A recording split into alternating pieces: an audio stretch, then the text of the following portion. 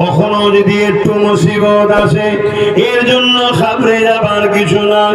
মনে রাখবে এটা আল্লাহ পাকের পক্ষ থেকে পরীক্ষা হচ্ছে। এই জন্য আমাদের উচিত হবে নবী পাকের উপরে মহব্বত ভালোবাসা বাড়ানো।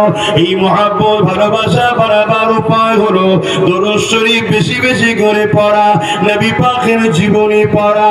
এই যুবকেরা, তরুণেরা, বাবেরা, গায়ে ইসলাম ঘরের ছেলেরা, তারা যদি আমার নবীর জীবনী পড়ে নবী পাকের প্রেমিক হয়ে নবীকে নবী বলে মেনে নিতে পেরে রাসূলের সুন্নাতে জীবন গড়তে পারে।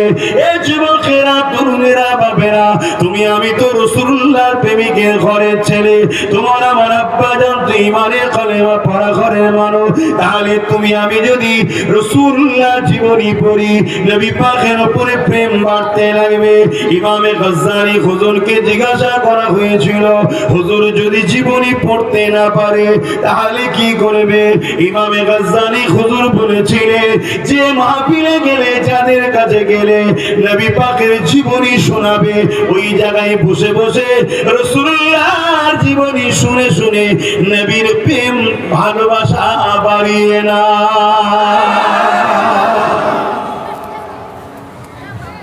সামান্য টুকু যতক্ষণ থাকবো একটু নবীর জীবনী শোনাবো, শুনবেন? কেননা আজকে নামাজে দাওয়াত অনেক হচ্ছে, রোজা দাওয়াত অনেক হচ্ছে, দাড়ি টুপি অনেক রয়েছে, মসজিদ মাদ্রাসা অনেক বেড়েছে। এ যুবকেরা, তরুণেরা, বাপেরা, এরপরও আমাদের উপরে এত জুলুম অত্যাচার কেন? আমরা এত অভাবী কেন? আমরা এত সংসার জীবনে অশান্তিতে কেন? এই সব কিছুর পিছনে একটাই কারণ, আমরা আমার রাসূলুল্লাহকে চিনতে পারলাম না। নবী পাককে যে প্রকৃত আদবটা করতে হবে ওই আদবটা দিতে পারলাম না। নবী পাকের যে প্রকৃত প্রেমটা দিতে হবে ওই প্রেমটা আমরা দিতে পারলাম না। আল্লাহ নবী, নূর নবী, দয়া নবী একদিন বলেছিল, হে আবু বকর, একদিন আমি হিজরত করব, তুমি আমার সাথী হবে। সবাই আপনারা জানেন হযরত আবু বকর সেই দিন থেকে নিয়ে 6 মাস ধরে দরজা ঘোরায় দাঁড়িয়ে দাঁড়িয়ে দাঁড়িয়ে আল্লাহ নবীর ইন্তজার করেছিল। একই বড় হয় প্রকৃত মহব্বত। এই যুবকেরা, তরুণেরা এই নবীর মাহফিলে এসেছেন, নবীর কথা শুনবেন, নবীর পক্ষে আলোচনা করবে, আমাদের নবীর বংশের আওলাদ। এর জন্য ধৈর্য ধরেছেন, অপেক্ষা করেছেন। এটা বৃথা যাবে না, বিশ্বাস রাখেন, এর সাজা আল্লাহ আপনাকে দুনিয়া আখিরাতে দেবে।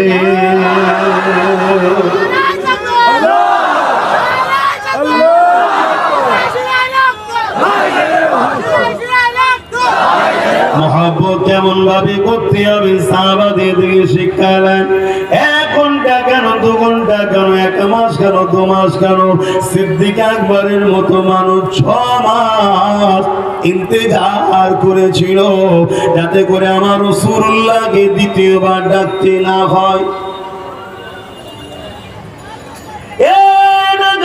তরুণেরা, আমার আম্মা জানেরা, বোনেরা, আমার আব্বা জানেরা, আল্লাহ নবীকে মহব্বত যারা করেছে তাদের থেকে শিক্ষা নেন। এই যুবকেরা, তরুণেরা, বাপেরা, হযরত আবু বকর সিদ্দিক আমার নবী পাকের দরবারে বসে আছে, সাহাবা হুজুররা নবী পাকের দরবারে বসে আছে। এমন সময় সাহাবা হুজুরদের মধ্যে থেকে একজন দাঁড়িয়ে যায়, এক একটা বিষয়ে কথা বলতে লেগেছে। এক সাহাবী দাঁড়িয়ে গিয়ে বলতে লাগলেন, ইয়া রাসূলুল্লাহ, হাবিবাল্লাহ, আমাকে সর্বসময় নামাজ পড়তে বড় ভালো লাগে। ইয়া রাসূলুল্লাহ, হাবিবাল্লাহ, আমাকে সর্বসময় রোজা রাখতে বড় ভালো লাগে। আর এক সাহাবী বলতে লাগলেন, ইয়া রাসূলুল্লাহ, হাবিবাল্লাহ, আমাকে সর্বসময় আল্লাহ পাকের হকটা তওয়াব করবে এটা বড় ভালো লাগে।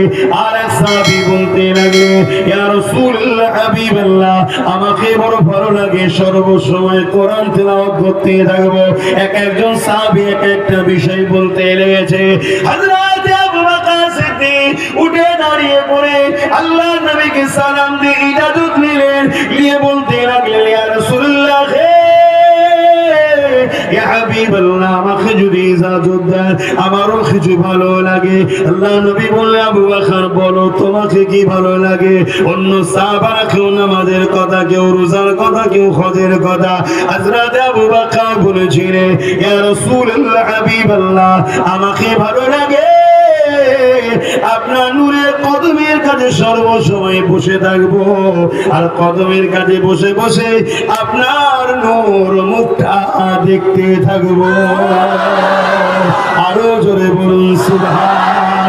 ইয়া রাসূলুল্লাহ হাবিবাল্লাহ আমাকে বড় ভালো লাগে, আমি ইনকাম করব, আমি এমন করে কষ্ট করে মেহনত করে ইনকাম করব, আর আমার ইনকামকৃত পয়সা আপনি বিনা ইজাজত না নিয়ে নিজের মনে করে সেই জায়গা থেকে বার করে আল্লাহর রাস্তায় খরচ করবেন। এটা আমি আবু বকরকে বড় ভালো লাগে।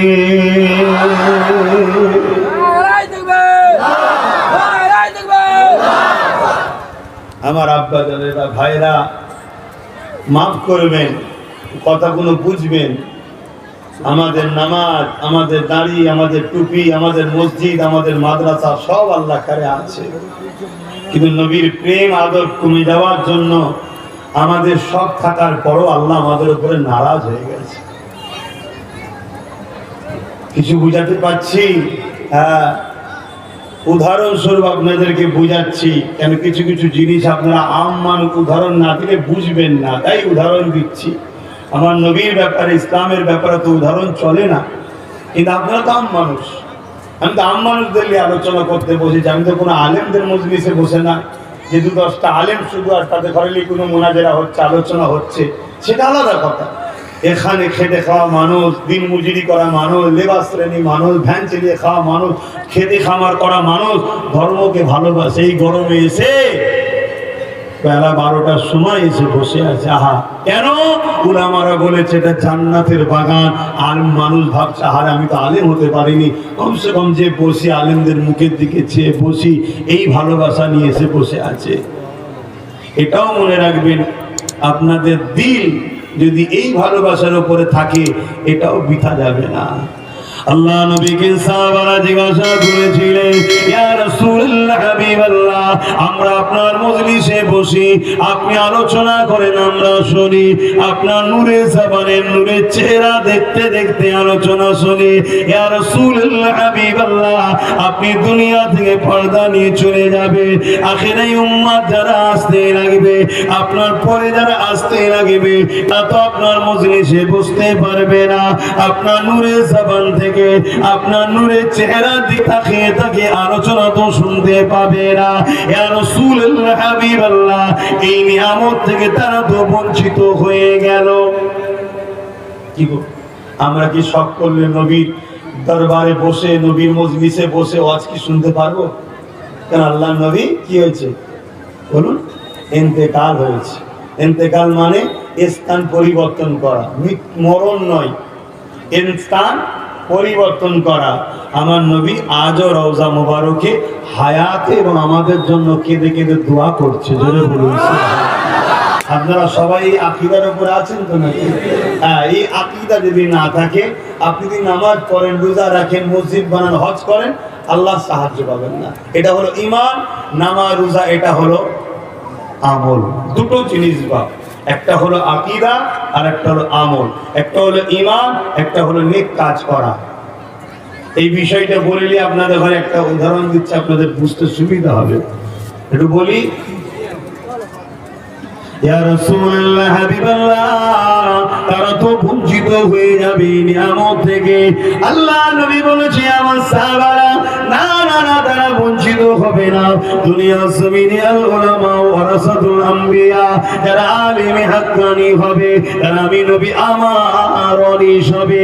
আলেম দুই ধরনের হয়, একদল আলেম নবী পাকের দ্বীনের গোলামি করে, আর একদল আলেম ইলম শিক্ষা করে তাগুতি শক্তি বেঈমান আলেমদের টাকা লোভ নিয়ে মুসলমানদের ঘরে বেঈমান বানাবার জন্য কাজ করে বেড়ায়। শুনছেন তো নাকি? কষ্ট হচ্ছে বলুন। অনেক ধৈর্যের পরীক্ষা দিয়েছেন। তাহলে আলেম কয় ধরনের বলুন বলুন? এক ধরনের আলেম জান মালকে বাজি লাগিয়ে উদ্দেশ্য কি? নবীর সঙ্গে উম্মতকে জুড়ব, এটা তাদের উদ্দেশ্য। আর নবী এসেছে কি জন্যে? আল্লাহর সঙ্গে বান্দাদের ঘরে সম্পর্ক, আল্লাহ বান্দাদের সম্পর্ক দাসত্বের, সেই সম্পর্ক জোড়ার জন্য। জোরে বলুন সুবহানাল্লাহ। আলেমদের কাজ উম্মতকে, আল্লাহর বান্দাকে নবীর সঙ্গে জোড়া, আর নবীর কাজ আল্লাহর বান্দাকে আল্লাহর সঙ্গে দাসত্বের সম্পর্কে জোড়া। জোরে বলুন সুবহানাল্লাহ। এই এক ধরনের আলেম, এদেরকে বলা হয় নবীর ওয়ারিস। জোরে বলুন সুবহানাল্লাহ। আর এক ধরনের আলেম কারা? যারা এলেম অর্জন করেছে, কোরআন হাদিস পড়েছে, দিন শিখেছে, কিন্তু দুনিয়ার ডলারের কাছে, দুনিয়ার অর্থের কাছে, দুনিয়ার তাগতি শক্তির কাছে, যেমন আকবরের সময় আকবর কিনেছিল, জানেন তো নাকি? আকবরের দিকে কয়েক হাজার মুফতি মাওলানা ছিল, আর মুজাদ্দেদ আল-পেসানির দিকে 2-10টা ছিল। মুজাদ্দেদ আল-পেসানি ছিল রাসূলুল্লাহর দিকে, আল্লাহর দিকে, আর কয়েক হাজার মুফতি মাওলানা ছিল তারা হাতবাগা আকবরের দিকে। কারণ আকবর তাদের ঘরে বেতন দিত, আকবর তাদের ঘরে ভাতা দিত, আকবর তাদের ঘরে পুষেছিল, তাই তারা আকবরের পক্ষে কথা বলতো। তারা রাসূলুল্লাহর লেবাস দিয়ে, রাসূলুল্লাহর দ্বীনের সাইনবোর্ড দিয়ে নবীর দ্বীনের দাওয়া করে নবীর উম্মতের কাছে যেত। নবীর উম্মত মনে করতো এরা নবীর ওয়ারিস, আলেম বলে তাদেরকে সম্মান করত। কিন্তু তারা এই মুনাফিকি করেছে, তারা নবীর উম্মতের কাছে গিয়ে নবী না চিনিয়ে আকবরকে চিনিয়েছিল, নবী না দিয়ে আকবরকে দিয়েছিল। তাই মুজাদ্দেদ আল-পেসানি সেদিন আকবরের বিরুদ্ধে যখন লড়াই করতে নামলো, প্রকাশ্য বাহাদের চ্যালেঞ্জ যখন নামলো, সেই সময় দেখা গেল মুনাফিক কারা, মুমিন কারা। ওই সময় কি হলো? হযরতে মুজাদ্দেদ আল-পেসানির দিকে কোটি কতগুলো আলেম হিসাবে, আর হতবাক আকবরের দিকে হাজার হাজার মুফতি মাওলানা পাওয়া গেল। আল্লাহর পক্ষ থেকে সেদিন একটা আযাব এসেছিল।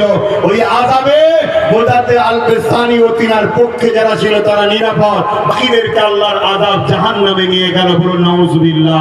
আরো জোরে বলুন নাউজুবিল্লাহ। আজকেও সেই দুই ধরনের আলেম আছে না নাই? আমি ব্যক্তিগত কারো নাম বললাম, তাহলে আমার কথাই যদি কারো কষ্ট হয় জানতে হবে আপনি তাহলে দুনিয়ার তাকতের দালালি করছেন, তাই আপনার কষ্ট হয়েছে। আমি তো আপনার নাম বলিনি। আমি সঠিক রাস্তাটা দেখাবো না উম্মতকে? ঠিক দেখাবো না? কারণ আপনারা খেটে খাওয়া মানুষ, লেবারি করা মানুষ, দিন মজুরি করা মানুষ, খেতে খামারে কাজ করা মানুষ, গরিব মানুষ, সংসার জীবন খুব কষ্ট করে আপনাদের কাটছে। আপনারা শখ করলে একটা BMW চাপতে পারছেন না, শখ করে কলকাতার তাজ হোটেলে খাবো শখ পূরণ হচ্ছে না। এত কষ্ট করে জীবন যাপন করে যাচ্ছেন, কমসে কম কবরে যেন নবীকে পান, কবরে যেন জান্নাতের টুকরা পান, আখিরাতে যেন নবীর শাফাআত পান, আখিরাতে যেন জান্নাত পান। এই রাস্তাটা নবীর ঘরের ছেলে হিসাবে আপনাদের দেখানো দরকার আছে না নাই? কিন্তু এই রাস্তা দেখাতে গেলে আমার দুশ্মন বাড়বে না কমবে? জোরে বলুন। তাম পৃথিবী যদি দুশ্মন হয়ে যায় কোনো অসুবিধা নেই। আপনারা যাদের জন্য বলছি আপনারা কমসে কম দুশ্মন হন।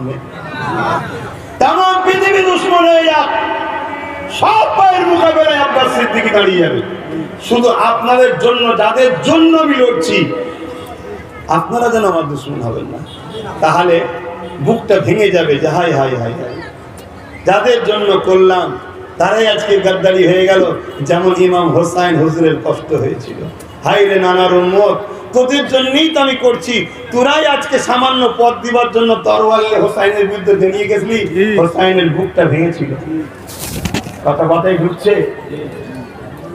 আল্লাহ নবী কি বললেন? আখেরি জামানায় যারা আমার পক্ষে দাও দেবে, কি করে চিনবেন কে দুনিয়াদার আলেম কে রাসূলুল্লাহর পক্ষে আলেম? চিনার নমুনা বলে যান। এ যুবকেরা, তরুণীরা, বাবেরা, যে সকল আলেম ওলামাদের মুখে দেখবেন, যখনই আপনি তাদের সোহবতে বসবেন, তারা আপনাকে এই মেসেজটা বেশি বেশি দেবে।